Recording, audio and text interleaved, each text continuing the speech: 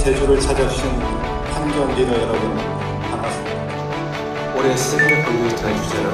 플라스틱 오염 정시입니다. All will be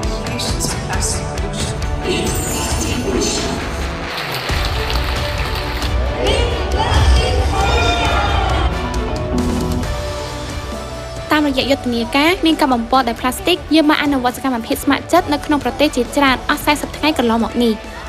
ហើយនៅថ្ងៃនេះជាថ្ងៃចុងក្រោយយើងកំពុងរៀបចំវេទិកាសកលក្រោមប្រធានបទថាបញ្ឈប់ការបំពុលដោយផ្លាស្ទិក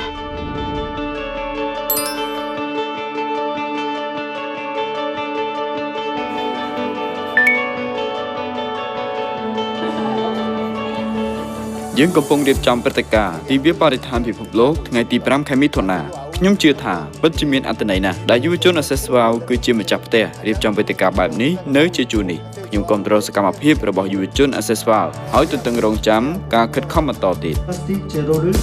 알고 무사시 세계의 플라스틱 지수가 필요하다는 문제 processing and potential for mass production, plastics have become an indispensable reuse and attracting significant attention. 재활용이라는 단어는 워낙에 익숙한데 재활용이라는 단어는 사실 세계적인 이미지로 실버를 우리가 지난때 얘기하고 있는 자원순환으로 해주셨잖아요. 다른 나라 학교에서 그리고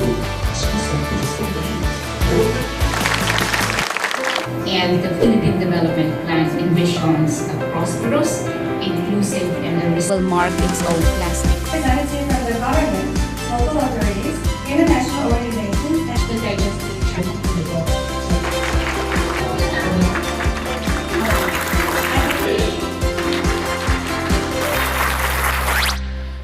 នេះគឺជាឱកាសដ៏អស្ចារ្យបំផុតហើយចំពោះយុវជនដែលបានរៀបចំកម្មវិធីនេះអ្នករាល់គ្នាពិតជាធ្វើបានល្អណាស់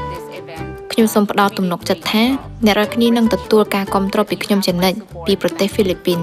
គោលដៅចម្បងនៃព្រឹត្តិការណ៍នេះគឺដើម្បីប្រែក្លាយបញ្ហាផ្លាស្ទិកទៅជាសកម្មភាពជាក់ស្ដែងនិងការអនុវត្តប្រចាំថ្ងៃ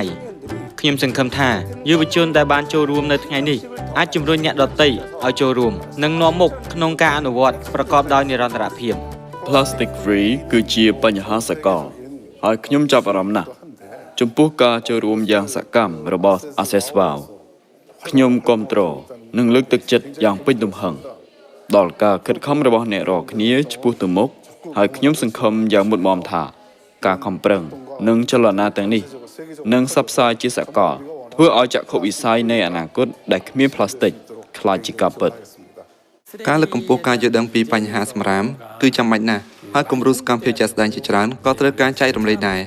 ខ្ញុំជឿថាសកម្មភាពយ៉ាងខ្ជាប់ខ្ជួនអស់8ឆ្នាំរបស់សេស្វ៉ាវបានចាក់គ្រឹះសម្រាប់ចលនានេះ